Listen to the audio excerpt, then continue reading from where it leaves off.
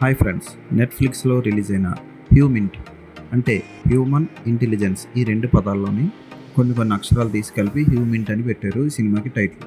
Korean spy Russia వాళ్ళు చేస్తున్న drugs trafficking, human trafficking, drugs smuggling, human trafficking లింక్ను కనుక్కుంటారు. ఆ తర్వాత రష్యన్స్ ఆట కట్టించడానికి వాళ్ళు ఏం చేశారన్నదే కదా.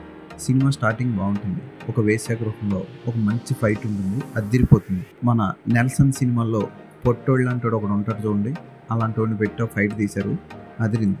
అయితే ఇంకా ఆ తర్వాత నుంచి హోటల్లో కూర్చొని మీరు బాగా డబ్బు సంపాదించడానికి మేము బాగా మంచి ఫుడ్ పెడతాం, అదిరిపోద్ది ఇలాంటివన్నీ పెట్టి అదే వెయిట్రెస్ని తీసుకెళ్ళి ఆమెను కూడా స్పైగా మార్చి సినిమాని 2 గంటల పాటు బాగా సాగదీసి చూసే ప్రేక్షకులకి నీరసం వచ్చి పడిపోయేలా చేశారు. నటీనటులందరూ బాగానే చేసిన సినిమా సగం అయిన తర్వాత ఎవరి మొహం ఎవరిదో, ఎవరి హీరో కూడా గుర్తుపట్టలేదు. అలా దగ్గరే ఉంది. క్లైమాక్స్ మీద అలా ముగించారు.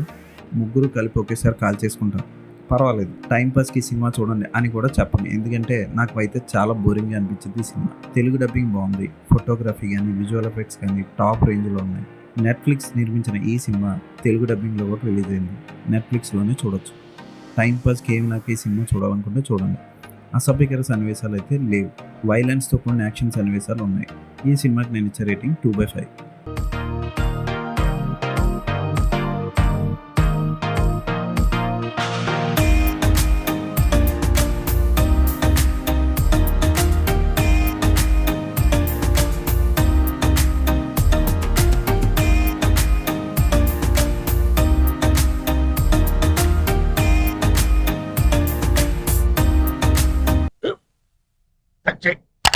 మన స్కూల్ బెంచ్ లాగా ఎంత గట్టిగా ఉందోరా.